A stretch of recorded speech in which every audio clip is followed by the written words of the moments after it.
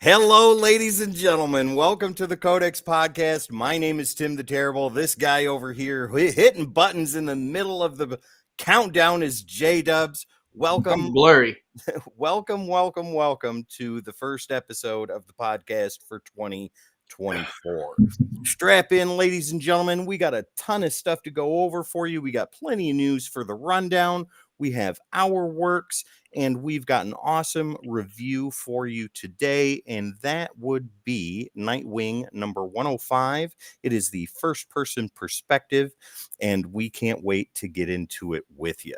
But before we do that, ladies and gentlemen, we are going to get some quick business out of the way. And let me tell you, if you like what you see today, if you are happy with the content we provide, please find us on all the socials. All you got to do is type in at the Codex Station, and that is where we will be. Your favorite social media platforms and where we're live streaming right now. The greatest thing you can do for us is hit that like button. It definitely helps small channels like ours grow and prosper, and we would love to have your support. Once again, at the Codex Station on all social media platforms. And also, ladies and gentlemen, make sure to head over to the codexstation.com for all your Codex needs. Get some merch, meet the team, and so much more. Once again, the codexstation.com. Jamie, we've got two sponsors today, but let's go ahead and go over our first sponsor, if you don't mind. Yeah, and that would be W Energy. Guys, go check out W Energy at w.gg. It's the cleanest, purest form of energy on the market today. No jitters, no crash, no bad aftertaste like Monsters, Red Bulls, and all that other stuff. We all here use it. We love it. Gets us through the day and our shows. So we have the energy for you to put on this great content. There you go, ladies and gentlemen. And don't forget, if you use the keyword code -X at checkout, you're going to save yourself 10% on your order. So get there, go order, and more. There you go, ladies and gentlemen, w.gg. All right, Jamie, are you ready to get into some news? Oh, of course. All right, here we go, ladies and gentlemen, with the rundown.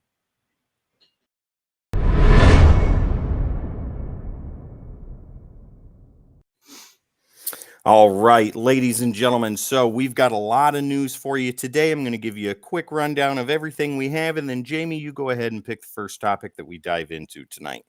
So we have Jonathan Majors, Kang the Conqueror in the MCU, fired from the MCU. We have Scott Snyder and Francesco Francavilla reteaming for a new horror story, X-Men 97 Prelude miniseries, the 10 best-selling comics of 2023, and the CGC reholder scandal. There is a full list of comic books affected. Jamie, what do you want to talk about first? Oh, I'm jumping right into this. We're going to go with Jonathan Majors being fired. I mean, of the list of things, like, in my mind, you fired him for allegations. He was charged on two things. Yeah. Which weren't the major 2 points out of the 4 that were the issue. And Marvel just dumped him. Where I just don't get it, because DC has Ezra Miller still running around stealing people. So, like, I guess to me, Marvel doesn't want that stigma behind them that they're keeping someone like that. Right. DC's got people pooping on beds and stealing children. Well, Marvel's just like, let's go. You're done. Well, Marvel is kind of notorious for jumping the gun on things. At least with this, they waited until a conviction. Yeah, they waited till there was an announcement for it. They gave him a chance. They still released Loki season 2 with him in there, which I honestly thought he did a fantastic job as. I thought he did great. And even Ant-Man Wasp: Quantumania, I thought he did a good job, especially the line of, "Which Avenger are you? I've killed so many in your different timelines. It's hard to remember." Yeah. But to me, it's not. I'm not gonna say it sucks, because as an actor, yes. Yeah. As for what happened, no. Like that. Right. That was right. The right thing to do, 100%.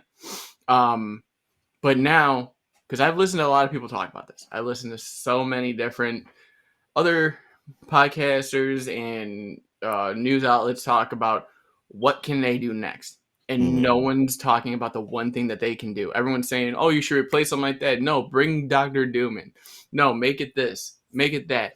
Make it one solidified person as Kang. I think that's all stupid. Okay, what do you think they 100%. should do? They're sitting on this awesome gold mine of, and I'll say what I'm about to say and then I'll explain. Okay. You're working with a world of variance now. Mm-hmm. Why can't you, each movie or each TV show, have a different person represent Kang until you get to the Kang Dynasty and reveal who the true variant of it is? Hey, that's a Now, great idea. now, now, hear me out though. Each one represents a different person, different timeline, and you could bring people on for one movie, one series, and you don't have to lock anybody in for that long-term deal that's going to lead to like 2027. Right. Because a lot of people, they bow out of doing these movies because I'm locked in for 7 years and I can't do other movies and this and that, and I got to work around Marvel schedule. Now you just have one person per each until you figure out where you're going to get to at the Kang Dynasty, and then you bring in Kang for the last 2-3 years. Using one of the actors that you have just using someone completely different from the original ones that you had before. This is the true King, the one above all. Right. Like, this is him. The main timeline Kang. Yes, the main timeline Kang. You could say all these past ones, they had nothing on him. They had nothing to do. There is weak, links in the chain. And he's the true one at the end. But think about, like, the casting you could do for, let's say, like, the next 4 years doing 6 different either shows or movies. Right on. Okay. If you have 8 movies and 2 shows come out, just to say, it's 8 different actors, 2 different, for the TV series, and then 6 for the movies. You can literally play with people's minds. Like, you can sit there and be like, I wonder who the next King's gonna be. I dig that. I think that's really cool. I think that's a great idea. I know. Marvel just hit me up. I'll help you out. Don't worry. We can write this together. Marvel, right here. Let me help you so you can find Jamie right quick and in a hurry. Yeah, there you go. At the CODEX station. Just hit us up. But it'd be a good idea to do. And then even like you said, if you wanted to, you could keep one of those people from the shows and make it a mystery. Yeah. On who's the weak, like who is the real King and who else was the weaker ones. Or you just throw the curveball and be like, it was none of them. It's somebody else. Yeah, and never show him in the trailer. So like they did with John Krasinski, bringing him in as Mr. Fantastic, a lot of people have been screaming for Denzel Washington to replace Jonathan Majors.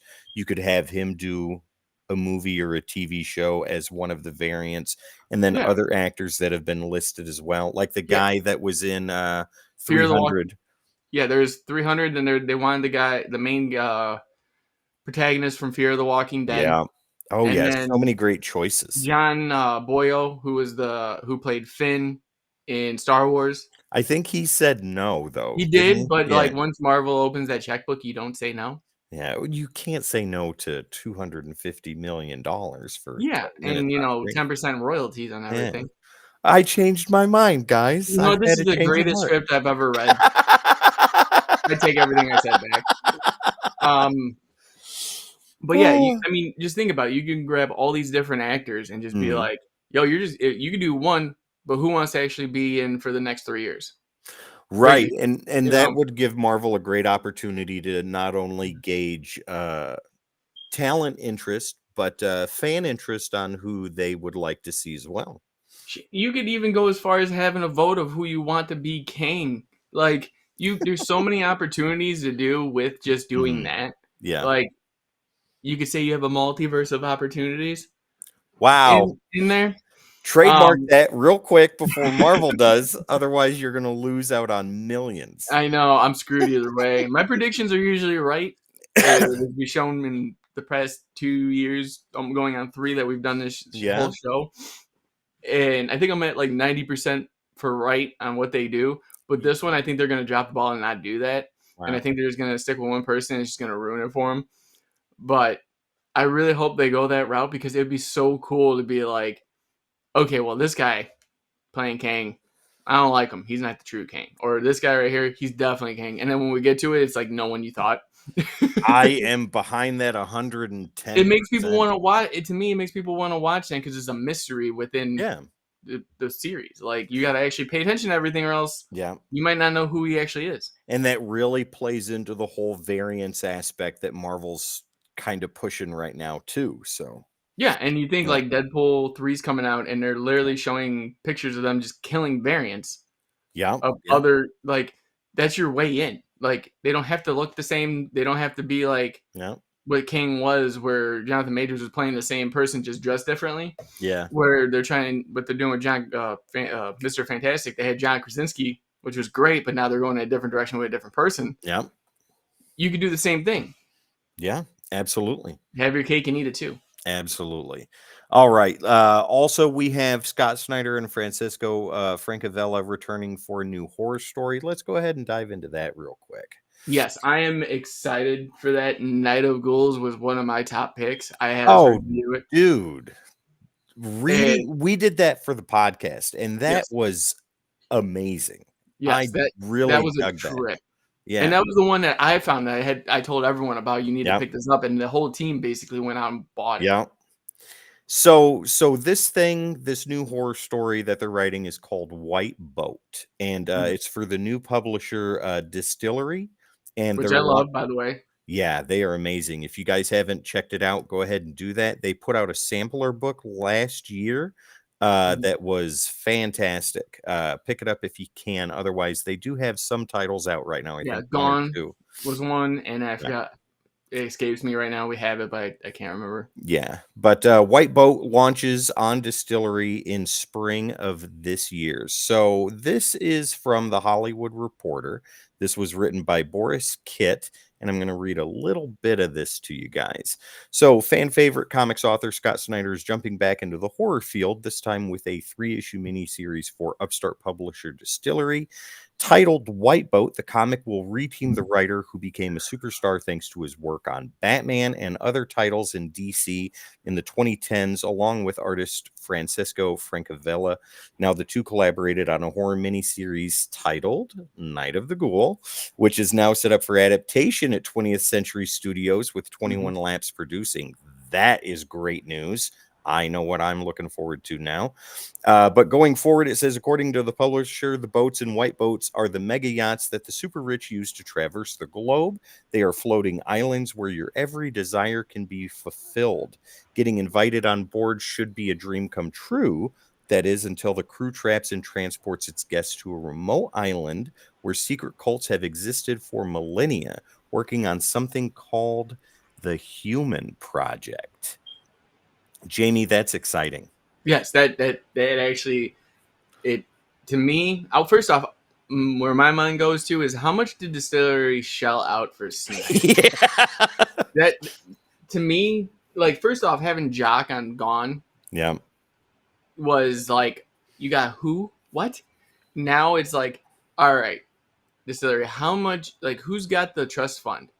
Like that we're just able to hand out this money to these creators because obviously you're really trying to make it big. You Well, know, I mean, Snyder had Barnstormers on Comixology first. He had yes, Clear, Night of the We Are Ghouls. Demons, Yeah, We Are Demons. Dude, or yeah, he's been hit after hit after hit, and then Dark Horse putting out the physical copies and things like that. And I'm excited for this. I mean, everything Snyder's done to Yeah. me, at least for some reason, when it comes to his independent work, has gone under radar. Yeah. Like, and it's kind of sad because he does a lot of great work. Like I was just talking to the guys on Comics of the Week about Undiscovered Country. Like Mm-hmm. that book's on issue 29, and like I hear there's crickets every time I bring it up. It's a fantastic book. Like it literally plays into what happened when the world shut down. Do you Like think that it's because he's not writing top tier like Batman and stuff that people I kind of mean, disregard?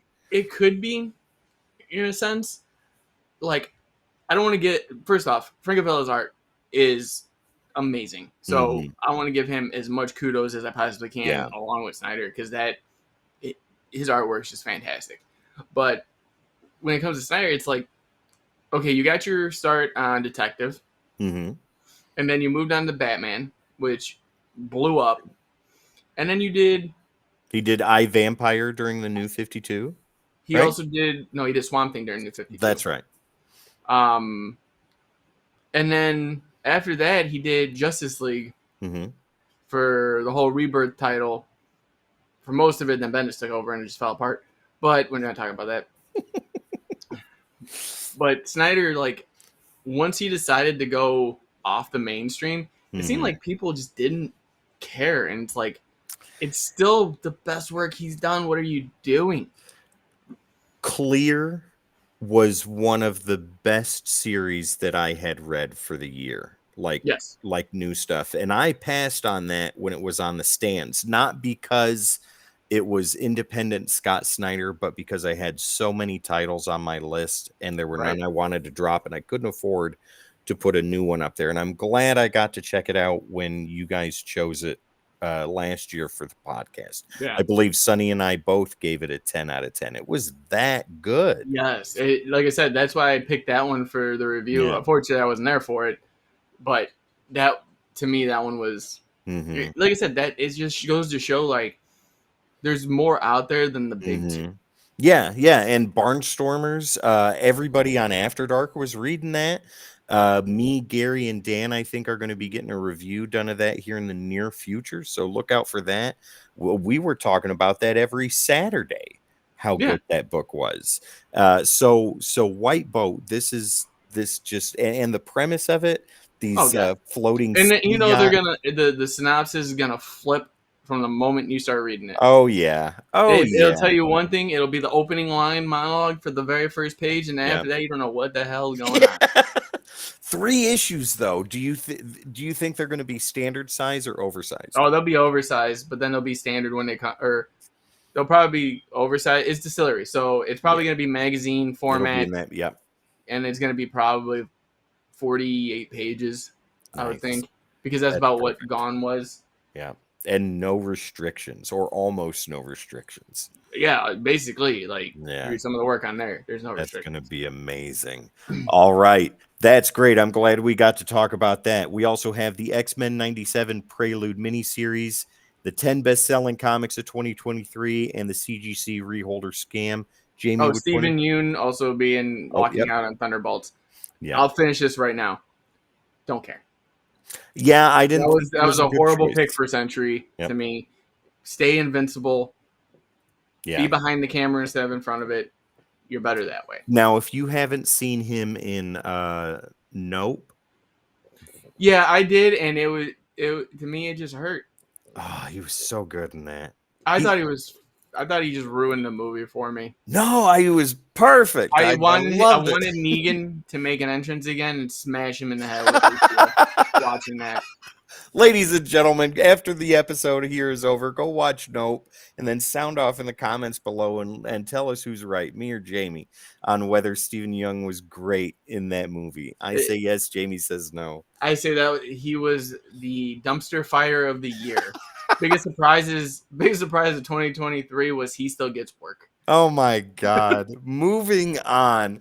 Let's talk about something that is incredibly surprising. How about the 10 best comics of the year? Yeah, let's say this. No surprise, Batman filled the charts.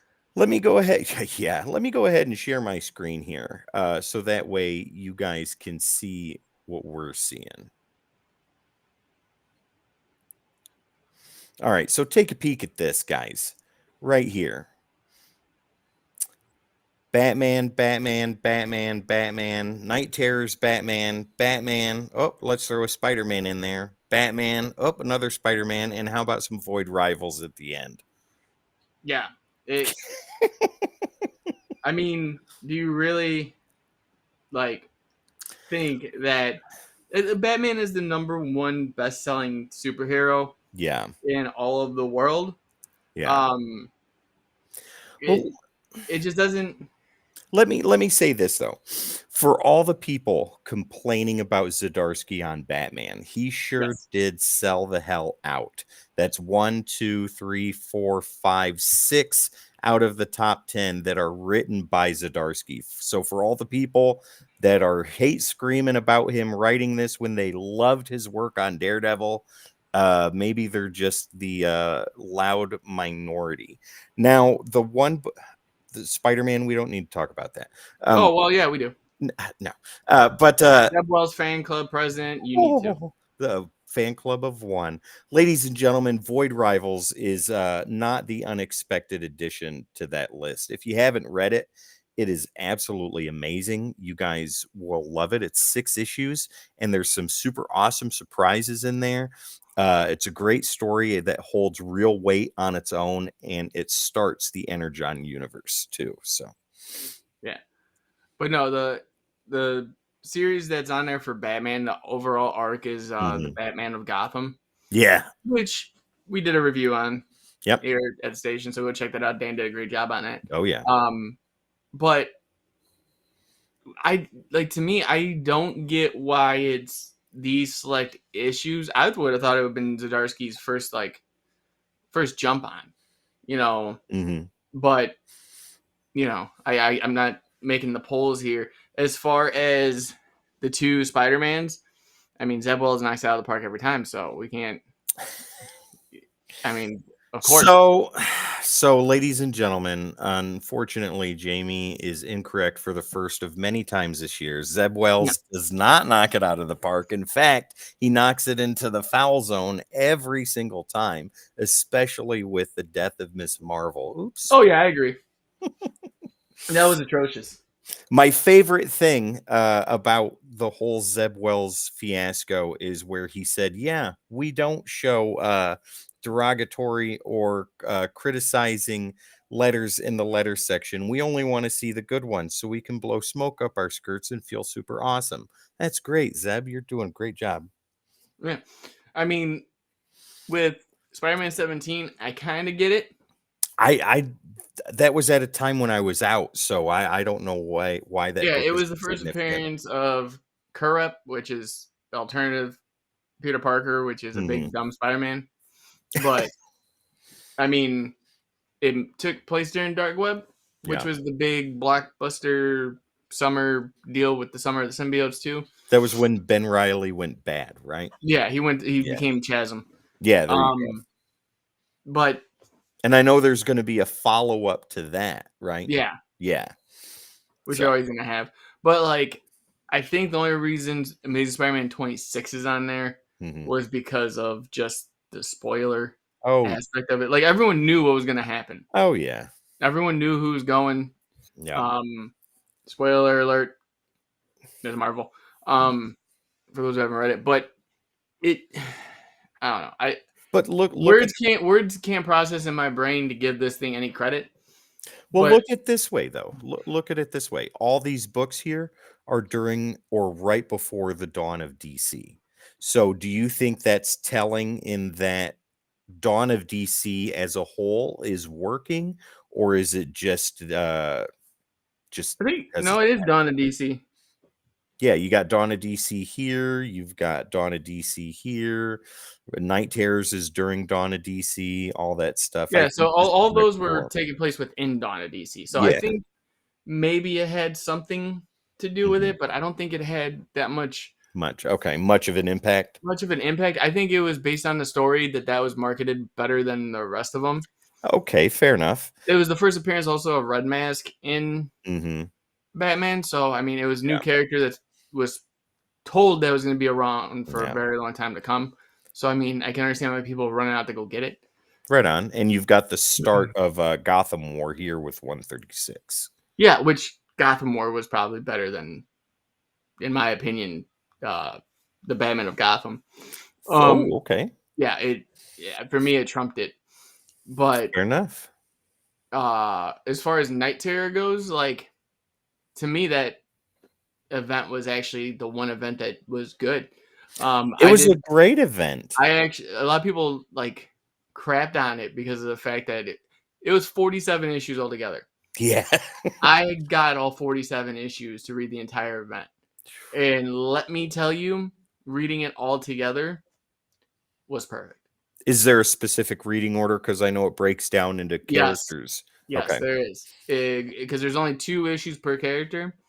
There's a certain reading order you have to go through for it to read it, So and it's fantastic. so they did 47 issues plus the preview issue. That's 48, and I'm sure they're going to throw in one more for just enough for a full-size omnibus, ladies and gentlemen. They might. So But yeah, it definitely showed like what every superhero's nightmare is that's great. and what the psychology was behind it. And it was just, to me, that was too good.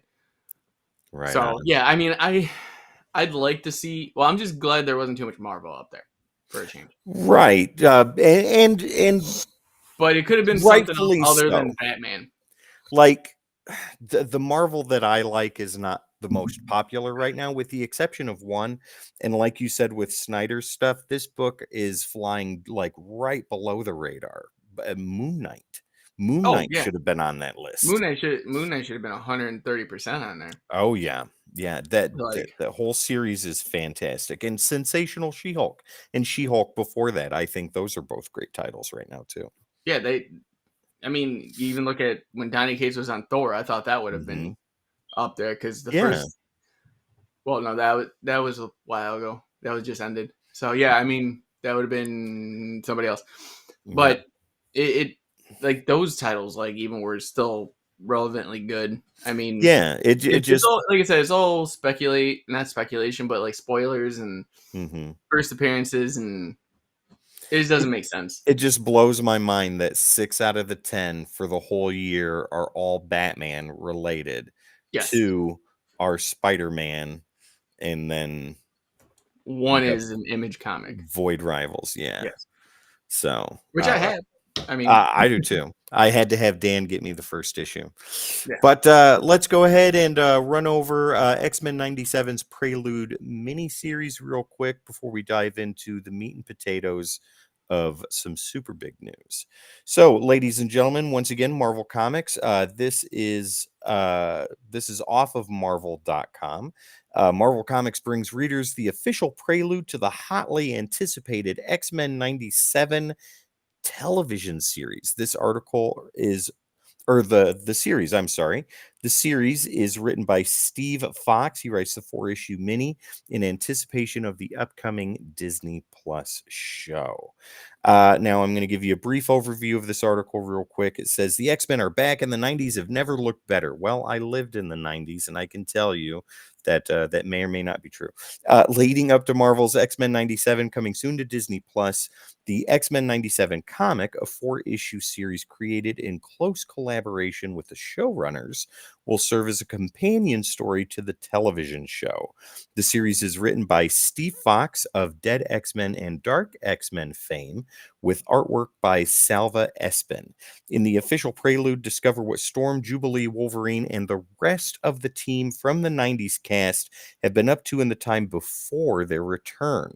Startling revelations here lead directly into the hotly anticipated new series. Fans won't want to miss out on this. Jamie, what are your thoughts, man? a lot of people aren't gonna like it, but to me, this is just another one of those cash grabs before the show comes out. That's exactly what it is. I don't think it's gonna. If you read it, there might be 1 or 2 things that transfer over to the show, but it's not gonna be something that holds too much weight. Yeah. To me, like, unless they have a big spoiler in there where it's like, oh, and this is the villain on the very last page of the very last issue. Like, you would have to read this 4-issue mini to understand major The whole plot show. lines. Like, if you're gonna watch the show, you need to buy this, or else you're gonna be lost throughout the whole thing, which would be stupid. So they're gonna probably do that. Now, the thing that I like the most that they've put out for promotion and material for X-Men 97 is the action figures. Yeah, the figures look gorgeous. And I'm not, like I said, I'm not a big X-Men fan whatsoever. Sunny is. Yeah, like I like the animated series. I liked X-Men Evolution. Yeah, you know, that was about it for me. Like, I couldn't get into the comics too much. Obviously, other people are into them that I live with, and I don't understand it. But hey, to each their own. But it's just, she's gonna come through that door and say, "Excuse me, sir." Oh, I hear the footsteps. There's nothing silent about that. Oh. So, I get it. Like Uncle Gary, his unbroken run goes from 1 to Now. now. Um, so it to me, it doesn't hold too much weight. I'll Yeah. probably get them just because of the show. But no, other than that, doesn't weigh too much on me. I'm not gonna run out and go check out everything because I didn't even follow House of Yeah, the X fall or of Powers the of 10 yeah, neither did I. I'm waiting for that event to be over so I can get back into X-Men in a proper. fresh start. Yeah. So with Yes. this Prelude miniseries, Sonny, I'm sorry, not sorry, but I'm not going to pick this up either. If there are some cool variants or like some cool ratio variants, I might grab one or two of those. But beyond that, I think this is something that I'm going to pass up on. Jamie, you said it right. It's cash grab. It's exactly what it is. It's playing into the popularity of the show, the anticipation of the new show coming out. They're And trying to bring nostalgia back. That's it. They're yeah, trying to make you be like reminisce and be like, oh, well, remember when the comics came out for? Oh yeah, remember when the they're show? Yeah, I want to have it in my hands, and it's like, They are no. doing it with the foil covers right now, let me tell you. Oh yeah, 100%. So, all right. Last bit of news, ladies and gentlemen, before we dive into our works and the rest of the show. This is the big one. We covered this last week. This is the CGC reholder scandal that's been going on. It is all over the comics community, all over YouTube, hitting some big news publications and things like that. So the gist of it is a individual, according to CGC, speculation on my part and some of the other members of the team. It has to be more than one, but that's speculation at this point. A individual had managed to swap out books to get them regraded and relabeled as Mark Jewelers, higher grades, making the book significantly more valuable, and then reselling those and still having these non-Mark Jewelers variants ready to be reholdered, reslabbed with new serial numbers and be sold again, rinse and repeat. 9.9 Newsstand over on Instagram was one of the first to break the story, if not the first to break the story. And it just kind of snowballed from there. Absolute Comics, Awesome Comics, several other people all over Swaggle House on YouTube. All these guys started deep diving. Some eagle-eyed collectors and watchers of the comics community discovered some discrepancies with serial numbers, figured out that books were being reholdered with the same serial number and things like that. For a more in-depth analysis, check out episode 7 of Codex Slabbed. It's up on our YouTube channel right now. But let me show you this real quick. So there's a list that's been put out. Finally, CGC said that that's what they were going to do. They were going to put this list out. And this is on the CGC Comics forums right there. You can go right to their news section and you can find this as one of the top things. This was posted today.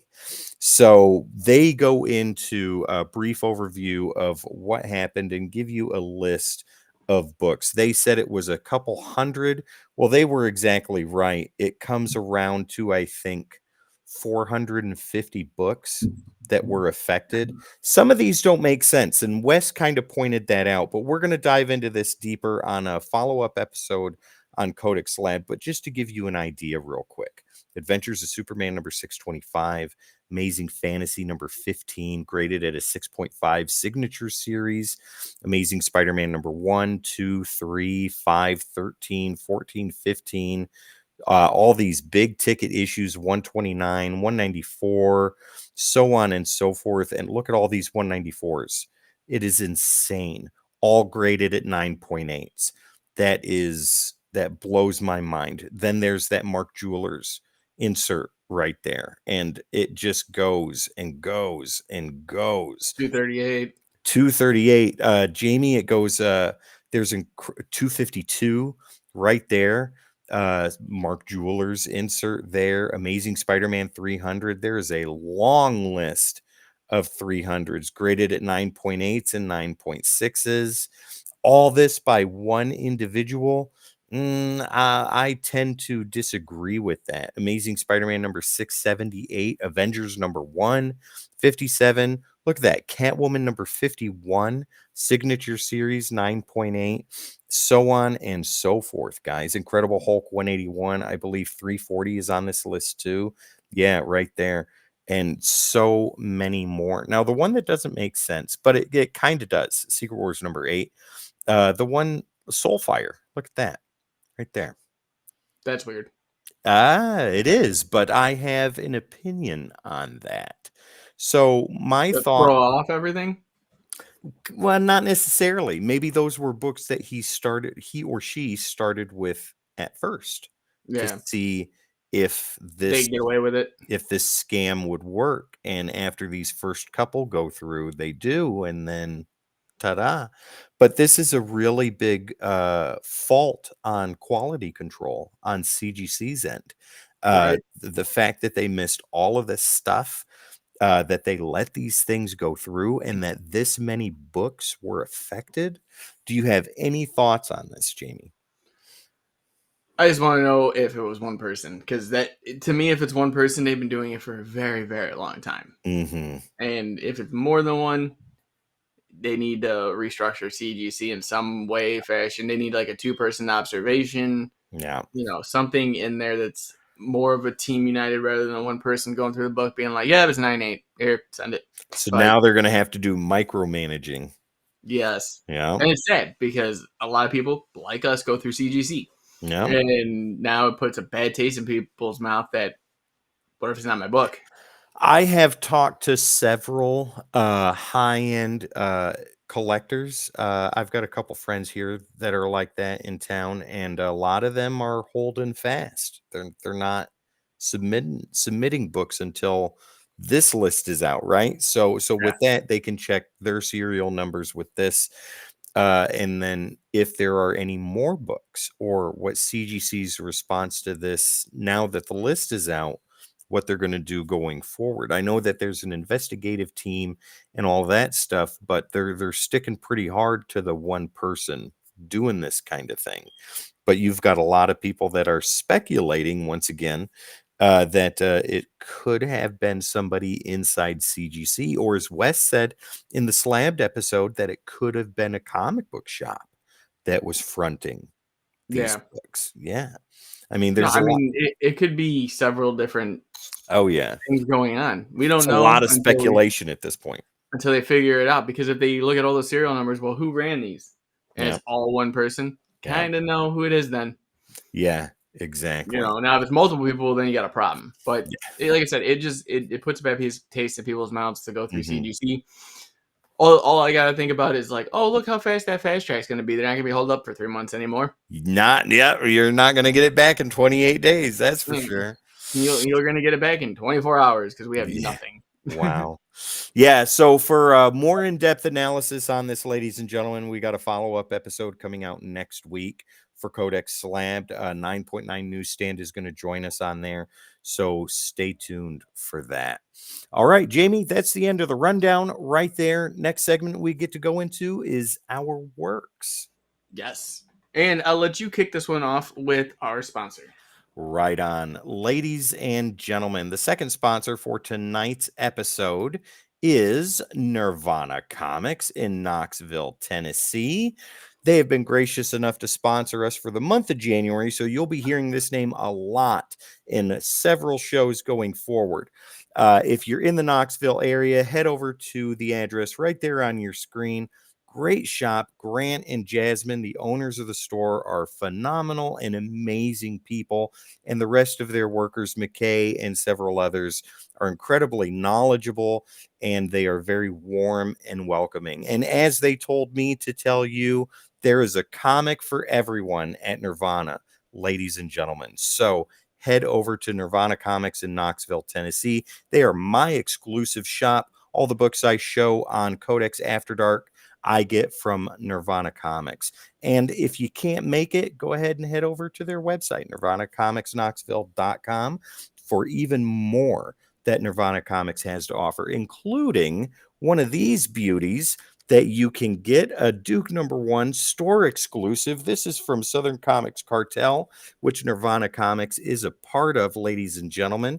And this is their store exclusive. Duke #1, absolutely fantastic. Cover art by Santa Fung, number 95 out of 250. This beautiful thing you can win. They gave it to us to promote here for you so that way you can have an opportunity to win this beautiful store exclusive. Jamie, give us a little bit more information on what people need to do to enter to win this gorgeous book. So yeah, it fantastic for them to even do this for us and for anybody who's going to win it. So you'll see more on the socials too. We're posting them out during the week, but all you have to do is be subscribed to our YouTube channel and also be following them on one of their socials. Either follow, like, subscribe, whatever it may be. You just have to send us a screenshot of both and just say I'm in, and we'll get the Wheel of Destiny back up again. We're trying to figure out the right way to say it. We're going with Wheel of Destiny. So we'll get that up and we'll be picking the winner. I believe it is the 22nd. That's right.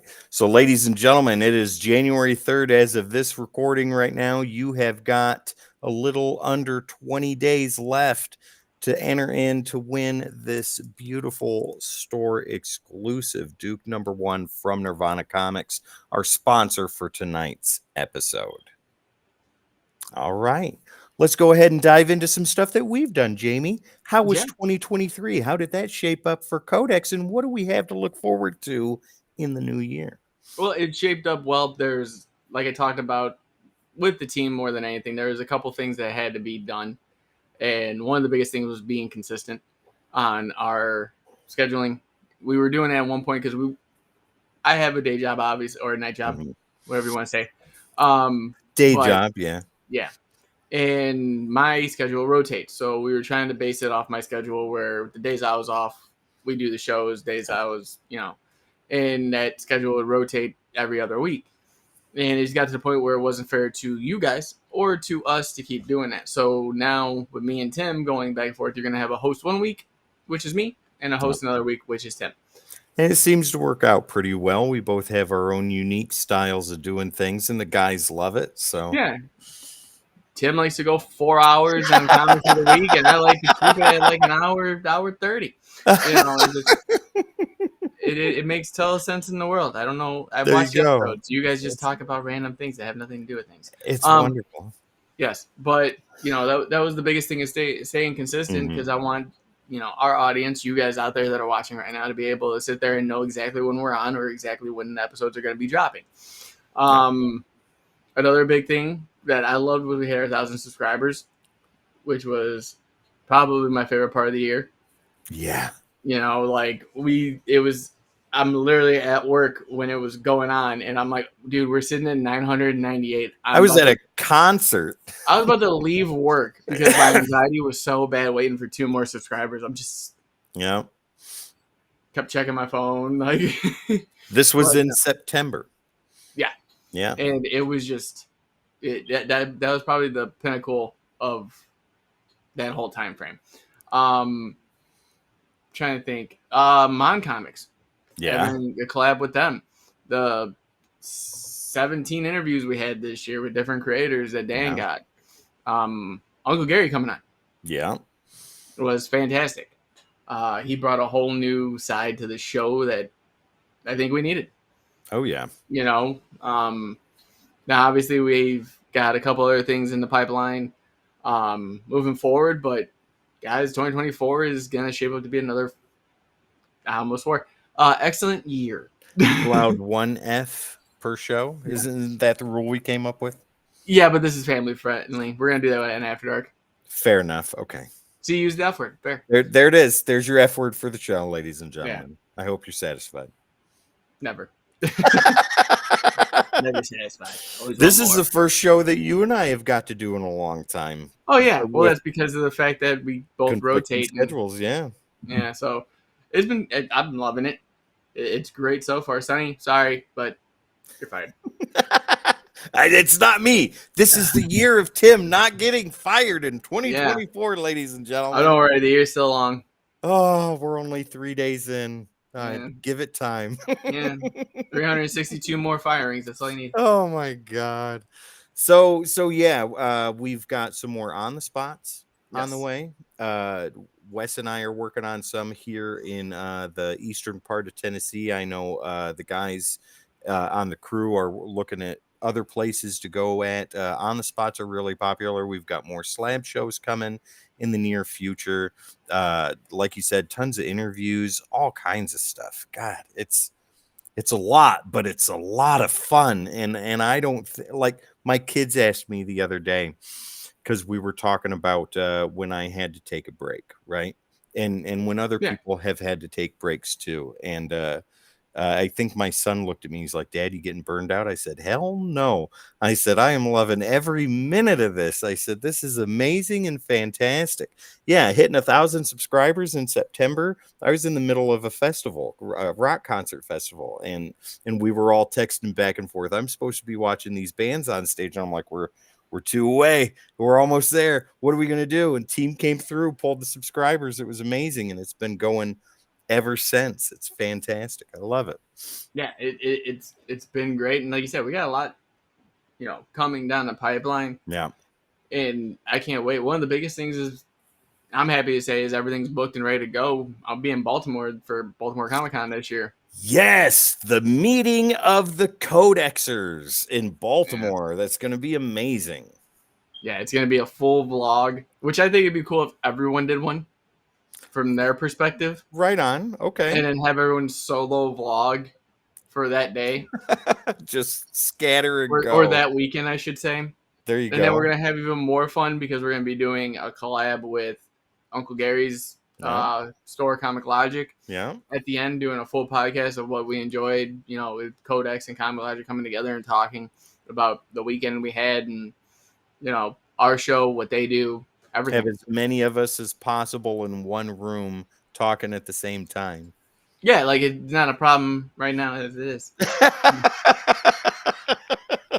It's going to be great. Ladies and gentlemen, 2024 is the year of Codex. We've got a lot in store for you, and we're only 3 days in. Yeah, it sounds like a new hashtag, Year of Codex. Hey, right on. Right there. There you go. Year of Codex hashtag, ladies and gentlemen. Trend it on Twitter, or X, as I should say. There you go. Oh, all right, ladies and gentlemen, we've given you the rundown. We've given you a preview into our works and the best of 2023 for Codex. Now it is time for the review. Jamie, what is the issue that we are going over today? Yeah. So to start off, welcome to the first episode of Codex Reviews this year. And the issue that we're going to be going over is Nightwing 104 or 105, the very first person for Nightwing view. You are Nightwing in this issue. That's right. And as always, ladies and gentlemen, I have got the credits for this issue. We have the writer as Tom Taylor. Artwork that includes inks go to Bruno Redondo. Colors, Adriano Lucas. And letters by Wes Abbott. So, the title of the issue speaks for itself. You are Nightwing. This entire issue is done from the visual perspective of Dick Grayson. And what a way to wake up in the late afternoon than laying next to Barbara Gordon and her telling you that your breath stinks and you need to go brush your teeth. You get mauled by your dog, licked all over face to face and all that stuff. You get up, you get up, do your thing, and your sister calls. Is that right? His sister? Mm-hmm. Yeah, she's the mayor of Bloodhaven.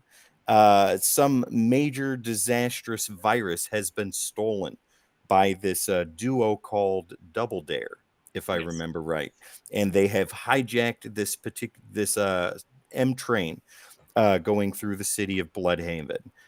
Batgirl and Nightwing get dressed, jump out the window. This is all first person perspective. This is point of view, ladies and gentlemen, and you are watching all of this take place. You are a part of it. You are Nightwing, jumping onto the trains, moving from train to train, catching Batgirl as she slips and falls because she's not used to doing this kind of thing. But the two of them working together, getting into the M train, figuring out that there's only one of Double Dare, and some plot lines are discovered. What is it? Virus. A mosquito-borne virus is taking place in third world countries, and this particular company headquartered in Bloodhaven is selling the vaccine for a ridiculous amount. One of the two of Double Dare has injected herself with the vaccine, and she is holding it hostage. Yeah, because of the fact that they were said that her blood could be used as the uh, vaccine when she Exactly. goes back. Yeah, and Double Dare is kind of a crime duo, but this time around they're on the side of good. Dick Grayson and Barbara figured that out pretty darn quick. But once again, first person perspective, the plot moves along, and then as you're working your way toward that headquarters building, you run into the guards, and they're shooting at you, and you're climbing buildings and doing all this other stuff. It's crazy, it's wild, it's amazing, and you have to check it out, ladies and gentlemen. The story is self-contained. It all happens in one issue. It's part of a greater arc, but the story can be read from first page to last, and you don't really have to read or know anything else. The basic information you know about Dick Grayson is more than enough. Let me just tell you, Nightwing is not on my pull list, but I remember when this issue came out, I did not get a chance to read it until today when I was prepping for the show. This was fantastic. This was amazing. I love the first person perspective. Bruno Redondo's artwork was phenomenal, and he captured what it would be like to be Nightwing for a day, for an afternoon. It The visuals were fantastic. There was major consistency. I love the little bits of him looking in the mirror, or Mhm. pieces of Nightwing standing there, his glasses flying next to your Yeah, face, and all that stuff. It was fantastic. Tom Taylor's script work for this, geez, that's wild. And it was done very well. So what Tom Taylor wanted to be shown in panel, Bruno Redondo was able to do in such a fantastic form that it meshed incredibly well together. Now, the coloring by Adriano Lucas definitely has to be mentioned yes. because you have those old style 80s dots in Hmm. there. And I thought that was really cool. I love seeing stuff like that. But his color work was really, really awesome. It wasn't incredibly vibrant, but that's not a bad thing because it was very easy on the eyes. The color palette that he used was fantastic. It was great. It was gorgeous. The lettering by Wes Abbott, as always, we at Codex love our letterers, and they Yes, we do a do. very good job. The whole team was great. Writing, script alone, like if there was no artwork to this, script alone, 10 out of 10. Hmm. And with Bruno Redondo's artwork put to this, another 10 out of 10 for an overall 10 out of 10. This issue was fantastic. I loved it. Thank you so much for recommending it, Jamie. Oh, no problem. Before I get into mine, Sonny's not here, but he left us with his review. So I'm going to read it off real fast, and it's short but sweet. So Okay. Nightwing 105 is a different comic that lets you know, or that lets you have a day as Nightwing. It is fun, original, and a quick read. I like my serious comics, but sometimes I love to enjoy a fun one, and this comic is definitely that. I highly recommend this issue. Sonny is going to give Nightwing 105 a 10 out of 10. There it is. Yeah. So, Sonny, glad you liked it, bud.